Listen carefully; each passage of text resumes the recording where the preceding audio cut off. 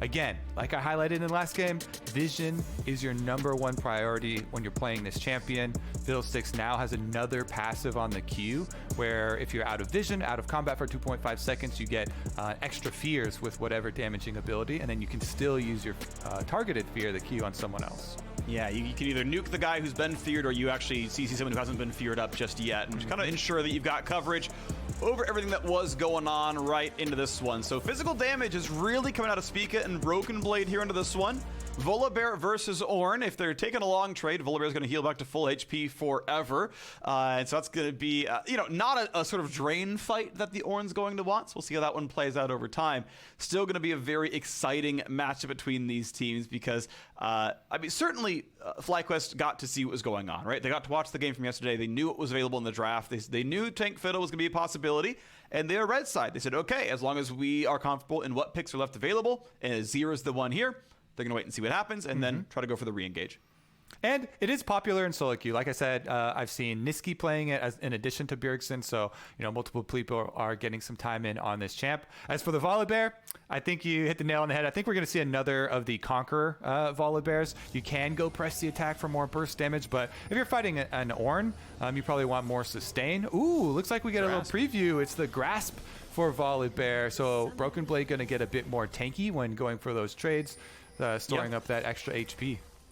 Yeah, it's going to be interesting. It's going to allow him to play short trades, as you're kind of mentioning, right? Just one hit, then back out, because Ornn might not let him hit for a very long time, and might see how that one plays out. Mash taking some early poke. Aphelios, by the way, has incredibly low magic resist, and so is uniquely very weak to Syndra in the one-on-one. Of course, Leona does not have damage blocking, right? Can't shield a teammate, can't block like a Braum shield, so at 6, DoubleLift can get a lot of damage onto the Aphelios there. This should be a safe recall at this point. DoubleLift will take a turret shot if he goes for the Q. Mash will be back in lane in time. If he needs to leash to blue buff, he can do that as well. Yeah, let's see about the Solo's fairly deep ward here. Gonna see probably this blue start. Nobody from TSM was around to see him place that ward. That's interesting. Okay, that can definitely matter here, as Solo's going to be slowed. Broken Blade not going to get the slap, but hey, health bar lead up. That's a control 3, dance spam available to you right there. Got to take those opportunities. Yep. All right, it's important. Yeah, Bjergsen once again, like we saw yesterday as well, you just get out to the minion wave, you spam your W. It's very important to finish the channel on that because you get 60% of the cooldown refunded as long as you finish it or kill off stuff, and you also have a big burst of damage at the end. Yep. And you saw he just sort of walks into melee range and says, look, I don't even care if you auto me. I'm going to heal off the minions anyway. You're not going to do anything meaningful. Who cares about this one? And chunks that one down. Very, very short turn down the bot side. Puts Aftershock on cooldown. IgNar yet to actually grab any of these CS. We'll wait for the second wave. The big thing is getting all 3 melees first on the second wave. That gets you level 2 first. Lets you all in. There's chunk 1. There's chunk 2. It's going to require Aphelios autos, but in a second, he's going to have the jump. And you can see how far DoubleLift had to run to respect what the re-engage would have looked like. And you also see, who gets the duty of killing off the minions and stuff, right? IgNar trying to press up, letting Mash tag the last one, because IgNar's the one that's going to need to pull off the initiation there. They both try and get into range for the timing. But everybody well aware of the level 2 power spike. It's been talked about for years. I know, and yet it still gets people off guard. Trust me, I still play League of Legends, and a lot of the solo queue supports don't understand what level 2 Leona does and when it comes out. Fair enough. I'm not Diamond 2 like you, so the players are less smart, me included. I also feel, speaking of solo queue, I highly recommend solo lane, tank Fiddlesticks if you get autofilled to mid lane, because it does remove some of the mechanics you normally have to pull off in mid lane, and your objective is a lot clearer with this champion. Especially for me, just coming as a jungler, you can play a jungle champion. Great. Santorin, though, on your screen, of course, taking the opportunity to counter jungle. While we've got a top scuttle being taken by Spica. It's very important to secure vision and safety for Volibear on the top side of the map so that Broken Blade can play aggressively in this matchup. It's one of the things you want to take advantage of from your champ select, where you're able to get that advantage. Looks like both junglers are able to take Scuttle as well as steal away most of the opposing Raptor camp. Spica Gonna get one more small chicken compared to what Santorin stole away, but now an attempt towards the bottom side. No easy escape tools for either the TSM bot laner. There's the stun and a Biofrost. Gets the Aftershock on. The flash in. There's the pillar after the flash. That's gonna guarantee the kill, and first blood is on the board for Santorin. Very efficient gank, too. He didn't waste any time sitting in that tri-brush. IgNar immediately gets you all in onto Biofrost. Now, DoubleLift threw a sphere at Mash and then tried to stun. I think I might need to see the replay to see if he actually got the stun on his Scatter of the Week, though. It looked like only the slow. And that would pause some of the damage, delay some of the follow-up from Mash. Here's another look at it. Right out of the brush. He does get, Mash is able to keep autoing. They did a really good job there from IgNar right out of the brush. Surprise combo onto Bio, though. Santorin had the emote stacked up, the first blood passive emote already there. It's a good job by him, as we have a small lead to FlyQuest now off the early game. You can see a gigantic farm lead, though, to Broken Blade. Top lane does not look fun for Solo's Ornn right now. Doesn't seem like a very great matchup. Obviously, Broken Blade opted into it once he saw the Ornn. I'm glad to see him do it. Broken Blade definitely can be an outstanding laner and one of those players that can take over a game from the top side. All right, right back out on the map. Spica and Biofrost trying to work together to invade and get some vision. They've walked over a lot of wards that were previously placed by FlyQuest, though, so Santorin won't be caught off guard and should know to sweep as he's walking through his own jungle.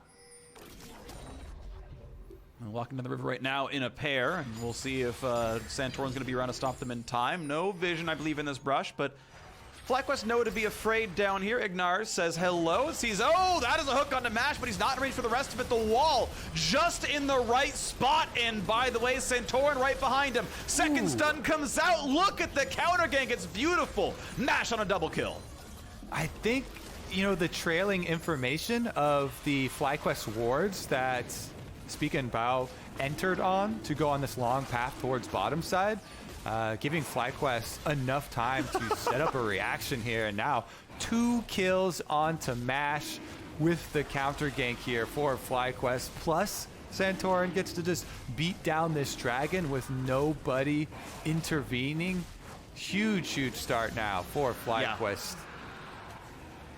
The Lux double thumbs up, by the way, from Santorin as the war goes over the wall. He's like, yeah, I'm on Drake. What you gonna do about it? Nothing. It's what I thought. And here comes the dive topside, though. They're gonna turn the turret off. There's the Crow Storm over there as well. Solo down to 400 HP, drained, and the chunk comes through. Bjergsen, not a problem, but he's slowed. He's gonna get out of range. He'll stay alive. The chunk comes down. The turret plate's gonna fall.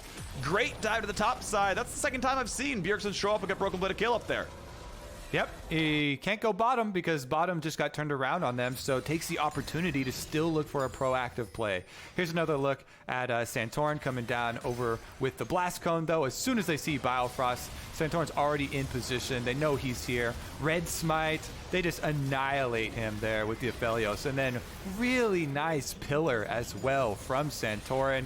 They get the double onto Mash. You get subbed in from Academy, and boom, double kill already. Pre-10 minutes on Aphelios. Mash has got to feel great. Already upgraded Zerker Greaves on top of the BF sword. Yeah, beneficiary, some really smart map play by the squad. I want to know what the comms were like, you know, who called for what. It's always interesting. You know, sometimes a player comes in, you never realize that a lot of the benefit is, oh no, they're actually so communicative. The jungler just knows exactly when he can gank, never has to waste any time. Sometimes that's just the, you know, the sort of ace in your back pocket that no one realized about. Trades still on the top side. Broken Blade wants to chop him again. There you go, get some health back. He's winning that one. Solo finds not even really the slow, not getting a lot done there, but Santorin maybe walking top side. Will they keep fighting? Gets the decent amount of damage. Kills a control ward. Broken Blade feels safe. Yep, and Santorin is seen on the ward, so they know that there's extra presence here from Trundle, so Broken Blade just going to hold this wave in front of his tower. He can actually deny a decent amount of that wave. FlyQuest were not able to push that wave all the way into the turret, so I believe looks like 2 of the melees go down before Solo gets right back up there, and the Volibear holding this CS lead over the Ornn. Spica and Bio looking to combine again. Bjergsen doesn't have ult on Fiddle, but he does have flash. Alrighty, PoE. And just kite backwards. Sensed a little bit of danger and threw the soldiers and dashed back to him. Biofrost gets a melee or a cannon, but now, nope, no re-engage. They call it off. IgNar could have looked at Bjergsen, decided not to go for it.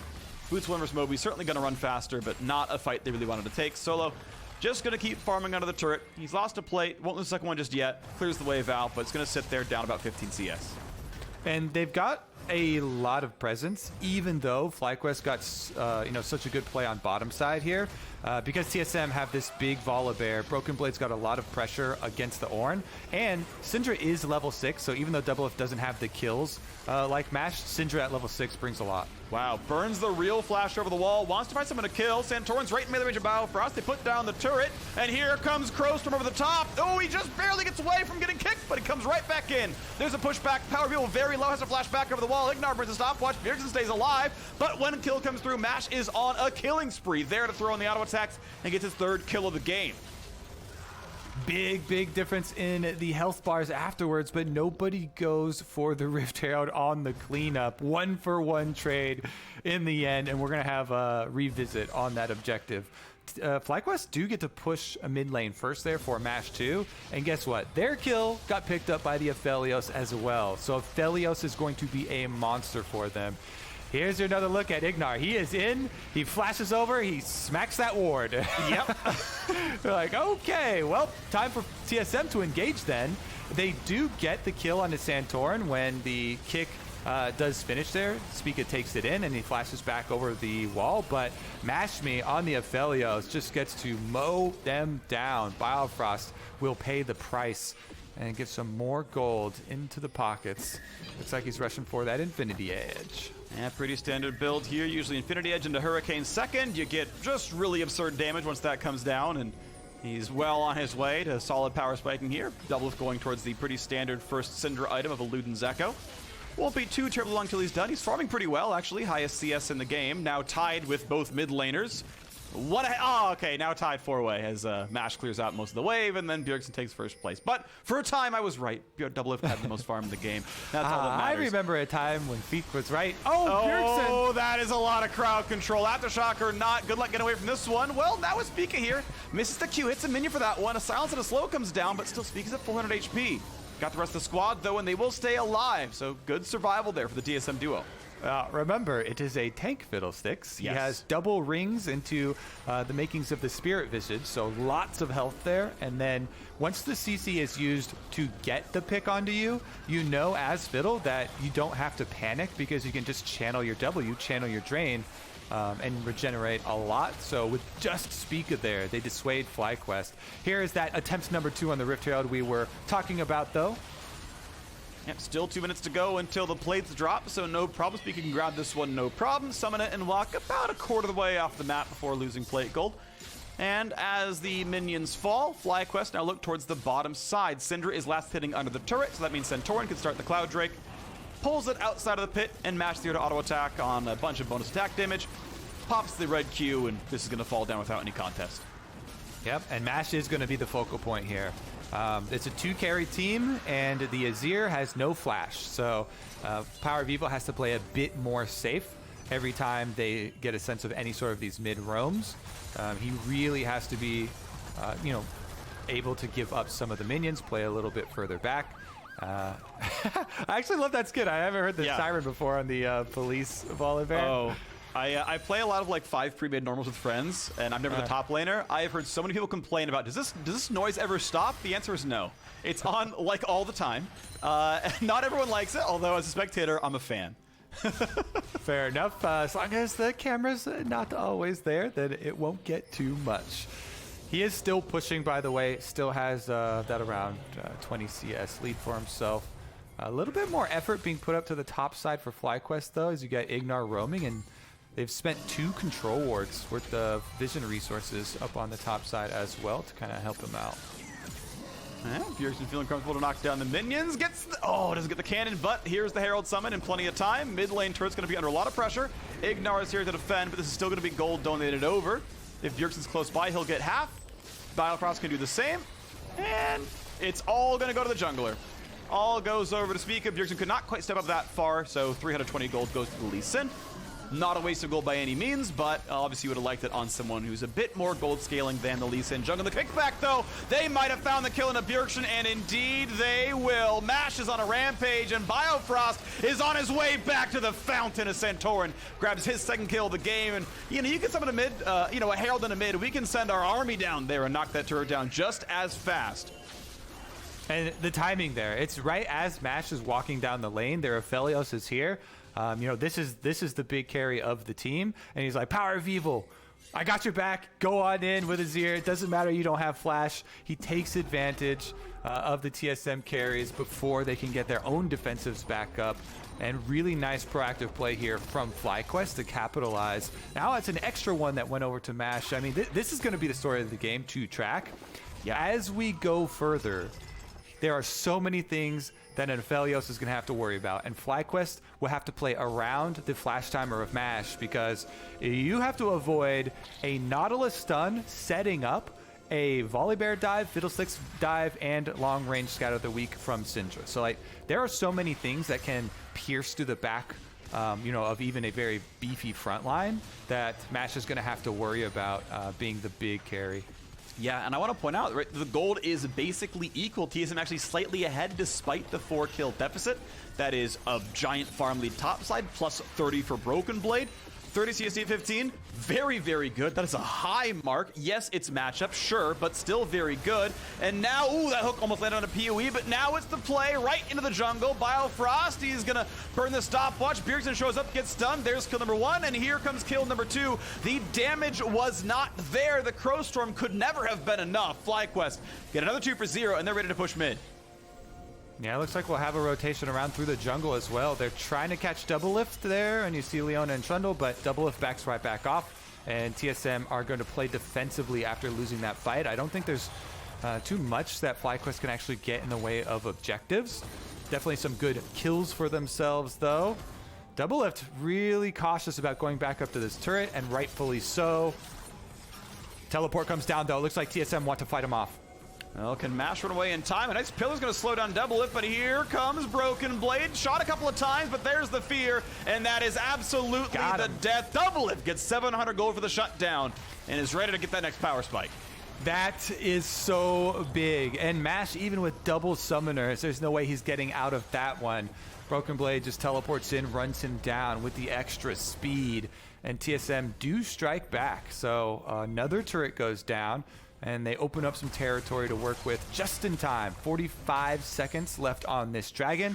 What a close game here. I think it's very good, by the way, that Mash actually saved his flash, knowing that he was going to die, because the dragon fight is coming up, and this is third Drake if FlyQuest can actually get it. So important for both teams in the setup for this one. All right, 25 seconds till it's alive. Look at the gold yet again. 300 lead to TSM of bot lane. First turret going down. The shutdown to their Syndra, and you can see individual gold-wise, DoubleLift actually back ahead over what those kills were because of those individual gains made. 10 seconds now on the Drake. Flash forced away from IgNar. They get the scuttle crabs. They have the vision. TSM can still pressure mid a little bit. PowerOfEvil and most of the squad still there to defend the wave. Mash waiting around, gets a bit of MR to make sure he's not going to get one shot quite so easily. So an early null magic mantle, but double daggers betray the push towards Azir. Much more likely than Wit's End in that one. It surprised me quite a lot if he built that one, but I guess it's possible. Or they're still going to be attacked. Now available. They were just waiting a couple seconds. TSM gaining inside position on the dragon as well, but the scuttle crab is there, so they can't get inside the pit and actually start it without FlyQuest knowing, and now they've got everything available. And once they see the Volibear in the mid lane, they know the front line is not as durable, and they can walk back into the river. Play for vision. Another control ward comes down. TSM wants to fight for this one. The Drake taking some damage, and TSM only really have Spica for vision. He's played as a ward before. Now the fight in the top side. Santorin gonna burn the ulti, gonna go for the play. They just shut down Biofrost, and Spica has to flash away, which means he's not gonna get back in. They killed the ward to deny the ward hop, and that's gonna be the Drake picked up, no problem. FlyQuest, 3 Drakes already, 18 minutes in. Mountain Soul is gonna be so incredibly impactful, but the Drake resets. They gotta have to wait a little bit longer. Still not in vision though. Not a problem. Spike comes through, grabs it all the same. Tied gold, but 3-0 in Drakes. Dragon Hunter Santorin there knows where the dragon's running back to. Yeah, they do pick it up. That's the third one, setting up the Ocean Soul. Definitely important, but there's a little bit of a mistake on the coordination there from TSM as Biofrost just kind of walked in. And they have to be very careful because this experience lead for PowerOfEvil is definitely a big factor. In that fight, Bjergsen was level 10, DoubleLift was also level 10, so they didn't have their rank 2 ultimates, which was pretty big. Now he has ticked to level 11. That was after the fight took place, and they'll feel a lot more confidence because you gain so much extra power with those level 2 ultimates for both champions. We'll see when the next fight comes around. Baron's going to be alive in just a minute's time, and we know that the potential Mountain Soul is going to be a huge problem for TSM in about 4 minutes' time. DoubleLift going to get some time in the top lane turret. Can't quite knock it down, has to respect IgNar's potential engage. Mash will knock down the wave before the turret itself falls, so there is still a bag of gold up there that is one auto attack away from being claimed. DoubleLift claiming a lot of the side lane farm. I feel like Syndra's not quite that late game carry that, you know, a Hail of Blades Kaisa is, so maybe not quite the same beneficiary as the game he played yesterday, though might still see him pop off, one-shot somebody in a team fight. Just kind of have to see what his target selection ends up being. CC now on the top side of IgNar. He's going to be slowed down quite a lot. A stun, that could be a kill. That could be Mash falling. He's going to be stunned up, has to flash away. Will barely stay alive. The follow-through going to be not quite there, but he has to run away from this lane. Yep, and that's double summoners off the Aphelios before the objective spawns. Rift Herald now on the map here for TSM, and it should be theirs for the taking because of the chunk DoubleLift got on Mash. That was a nice scout of the week. He was able to hit and get both of those down. Broken Blade pretty deep here. Decent CC from Solo, but the slow from Broken Blade is going to prevent them from doing much more. Gets a chomp and just walks right back in. Just says, no, I'm not going to go for the Q stun.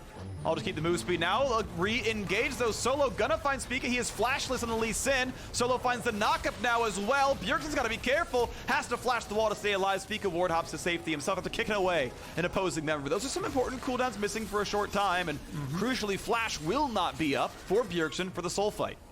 All right. Baron arrived on the map too, chased away the Rift Herald. As DoubleLift was in base, TSM did not want to take that fight. So a necessary evasive flash there from Bjergsen. But now DoubleLift does have the 2 completed items, you know, so on top of the burst damage from the Ludens, he has the safety with the Zhonya's Hourglass. And with Bjergsen also on the 2 item power spike, bringing the Frozen Heart to the table. If Bjergsen just ults and tries to run straight to the middle of FlyQuest, it has a lot of value if he can get into range of those carries. The big thing for FlyQuest is their very, very beefy front line with a lot of the hard engage coming from the Leona Ornn combo. I also find it interesting how the teams have been kind of allocating their farm. Generally speaking, high-level play, last hitting minions after 10 minutes of the game is not a question of your mechanics, but a question of where you're allowed to be on the map and the team coordination. DoubleLift and Broken Blade have been getting the lion's share of TSM's farm, and Bjergsen is just kind of plugging the gaps. He'll take what he can, but you know, he's not the one getting everything. On the FlyQuest side, PowerOfEvil is the highest farmer in the game, and Mash, comparatively, has not been getting the same income. He is getting farther and farther behind DoubleLift in gold, and took a side step to buy Quicksilver Sash. Now a fight towards Bjergsen, the guy getting the junk farm. Not quite as high level as maybe he might be, but it's a 3v1. He's not getting away from that one. Kill goes over to Santorin pretty comfortably, but now a dive into the bot side. Into the mid lane, rather, as PowerOfEvil is trying to kite away, but doesn't have the ability to get out of this one. Shutdown comes in. Here comes the knockup onto 2. As the stopwatch comes over, Mash has to kite away from Spica, find some auto attacks. DoubleLift, does he feel safe? Does he have anywhere to go is the question. As IgNar comes in, finds a bit of a stun, looks for the re-engage. Broken Blade can't quite get the last auto attack, and Mash is here to auto. Spica kicks him, cannot quite get the kill. Santorin's gonna keep firing out, and they will find that shutdown. 3 dead on TSM, 2 dead on FlyQuest, and Biofrost is trying to run, but easy gonna get away. He's only got the Merc Treads knocked into the air. 4 kills to 2, and FlyQuest win a team fight in their own jungle. What a scrap, Freak, into the FlyQuest territory.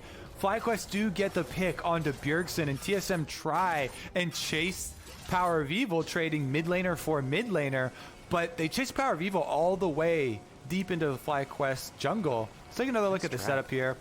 Just a nice move there with Fog of War and teleport being channeled, so they completely pick off Bjergsen. He's all left alone. No way he can get out. But on the right side of your screen, you see the TSM Juggernaut just jumping through the towers here. They go all the way into FlyQuest jungle, and then they're like, okay, how do we get out of this one? DoubleLift does have Zhonya's for the Ornn ultimate, so he doesn't get stunned up there. IgNar flashes over to try and follow up stun on DoubleLift, but he flashes away, and then IgNar is able to get the chain here. This is the close part. Mashme goes straight in on the Aphelios to finish the kill, and almost got taken down by Spica back into a live fight. Already, it's going to be PowerOfEvil gone, which is super important for TSM. Bjergsen, though, terribly low. It will be a trade of mid laners, but crucially, DoubleLift, the man with the farm, is still alive. Broken Blade, terribly low, but has TP to rejoin after a recall. TSM can really not bleed this Drake out, and honestly, the FlyQuest health bars are lower. Spica, the only man injured. Broken Blade can TP back in.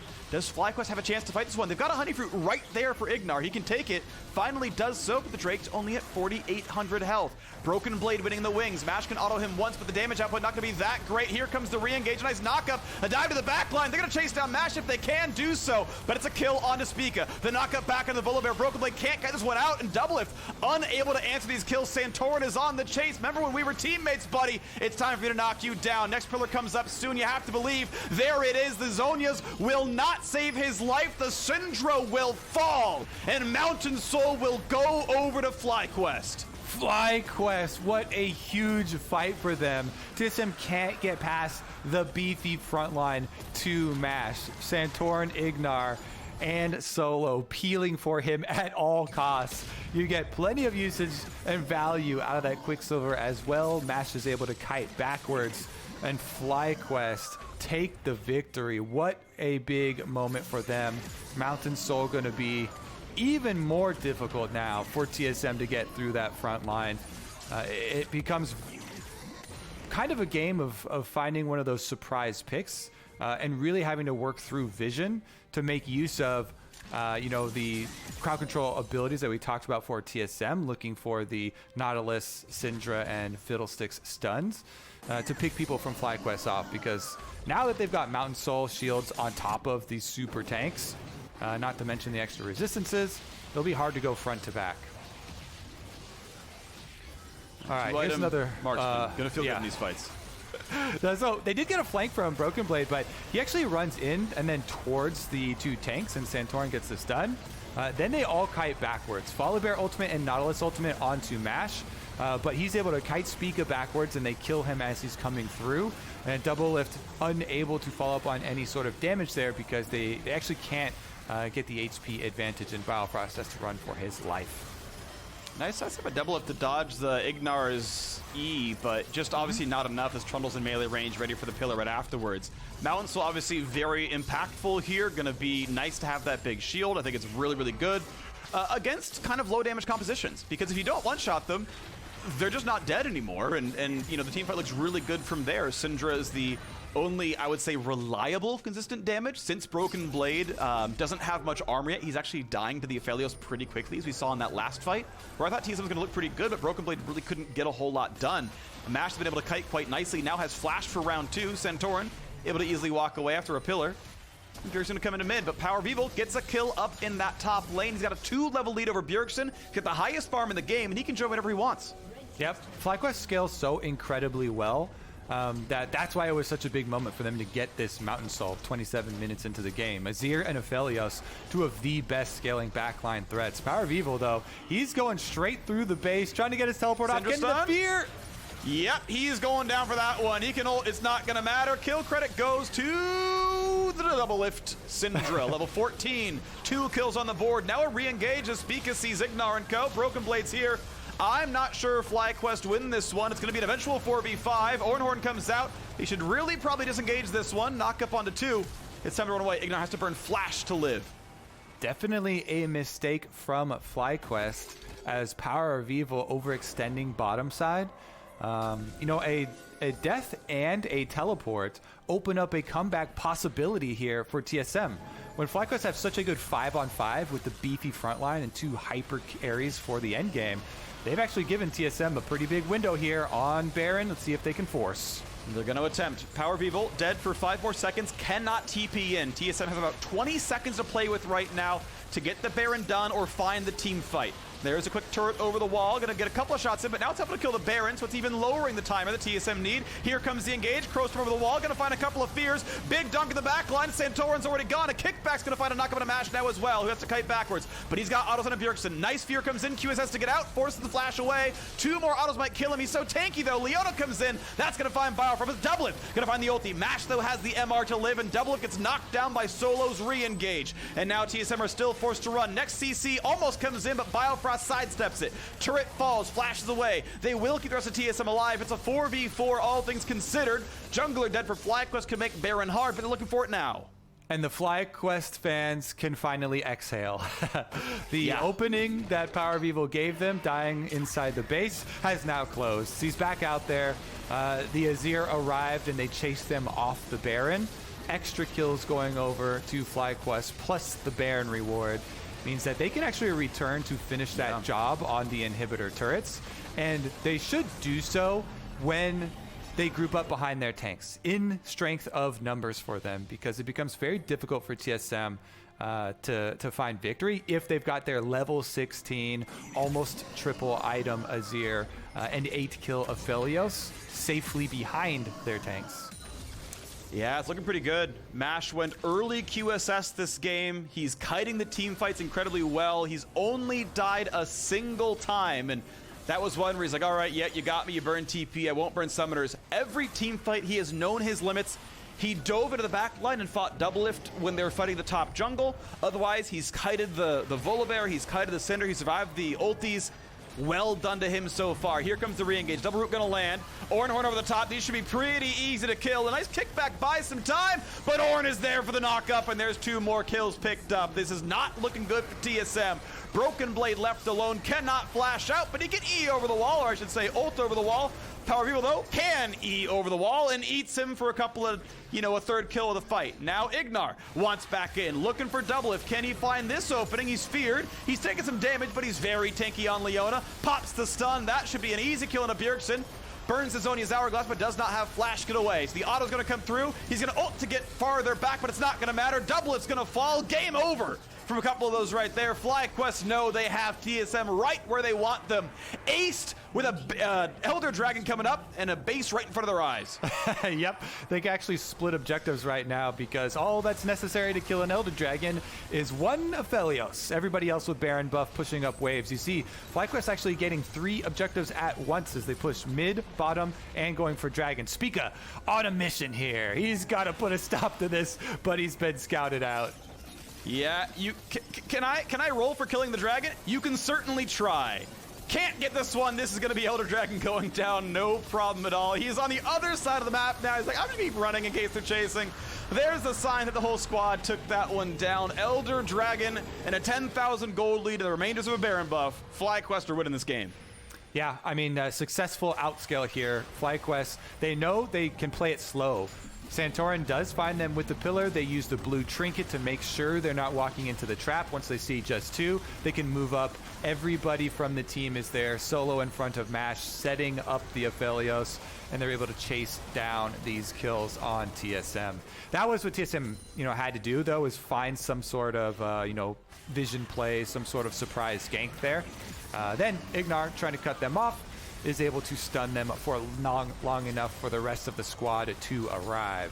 And as you know, in the aftermath, they also got the Elder Dragon. So on top of their Dragon Soul, they will have the always fun to watch Elder Dragon Execution. And now the inhibitor has been cracked open, and it itself will fall as the turret dropped a second ago. FlyQuest looking really good here in this one. TSM only ever got 3 turrets in this game. It's 23-8 in kills, and the gold lead still stays at 10,000 as more turrets fall, and the top side is now opened up for a bit more as well. Still a minute on the Elder Dragon. There is no team fight TSM could take that they would win with remotely equal numbers. The slows on a Broken Blade trying to chase that one down. A very tanky Volibear, obviously. And Santorin will let him walk back to his side of the base, but the waves are still coming in. Decent wave clear for DoubleLift, not quite knocked up by Solo, but the ulti comes across, nearly finding the kill, and here comes the rest of it. Here comes the hard engage. Biofrost about to be executed down, he goes to the first one. Solo on the backside finds the second, Broken Blade forced to run away, 3 kills, and there is no defense left for TSM. 4 comes across, there's the flash into the fountain, a double kill at the end. MASH ends 11, 1, and 11. That is a beautiful play here out of FlyQuest and their new starting bot laner. Beautiful game taking down TSM. Yeah, I mean, that feels really good to sub into the LCS in your first game. You get those 2 early kills on Aphelios with a team comp that has a super beefy front line for you. You mentioned he went for QSS really early, just straight after the Infinity Edge, to try and deny some of those picks on him because he knows there's so much focus on him, big target on his back. And Wild Turtle has something to answer for because his replacement is performing beautifully. The words used when he first replaced Chaos on TSM 7.5 years ago. I switched one word. That was D-Man's call. The man got a pentakill on Caitlyn. But I don't know what it's going to look like for him in the future because right now it's beautiful on the one side. They've said that they're sharing time. So sure. Replacement is a little strong, but I understand what you're going for. I'm going for the historic quote. I'm a little, thinking back to the history of eSports. Yeah, beautiful stuff has been happening. But I got to say, I was tracking MASH throughout that game. I really wanted to try to form an opinion on how this game looked. The first 15 minutes was like, yeah, you're a pro-level AD carry. You're last hitting minions. You're showing up to team fights. I'm not seeing anything spectacular, but hey, you're clearly doing the job. I don't have complaints, just nothing to celebrate. And then the team fights happened, and I had things to celebrate. He dove in and found important kills. He knew his limits, when to kite back. I, in retrospect, really did like QSS second to make sure he could survive from Crowstorm. Honestly, check plus to A plus everywhere down the line. Great game out of MASH. Big fan of how he played it. Yes, he had a front line. Yes, he was on the winning team, but he was part of the reason why it was the winning team. A big fan of how he played that game out. All right, yeah, FlyQuest going to be really happy with that victory. And once again, this is one of the teams that, even though they were in the finals last split, I still feel like a lot of people had been underestimating them. And they really have come together with a lot of that team play as they displayed here and cohesive strategy. Yeah, definitely agree. On the other side, I want to do the DoubleLift watch because they played almost the exact same composition as they did yesterday. The difference being that instead of a farming Kai'Sa, it was a farming Syndra in the bot lane. And that champion just does not, I think, receive the same benefits from 300 CS at 28 minutes that DoubleLift was kind of on course for here in this one. He was ahead in gold in his lane opponent, and a second item Zhonya's meant he wasn't a very big threat. When you've got a tank in the mid lane and a bruiser topside who's, he's not doing Fiora and Riven things where you're 1v5ing fights, DoubleLift needed to be damaged, and that damage did not come out. It didn't feel like he hit the buttons fine, but stylistically, I did not like the Syndra fit for how this TSM comp worked out. I think the team fights would have looked different on a Kai'Sa or his own Aphelios or whatever else could have been possible for him. That said, well played to FlyQuest, well-deserved win, and we'll see more of them tomorrow as TSM ends 2-2 in this week. But after the break, we will hear from Riv as he brings us the Horizon post-game interview with the FlyQuest bot lane.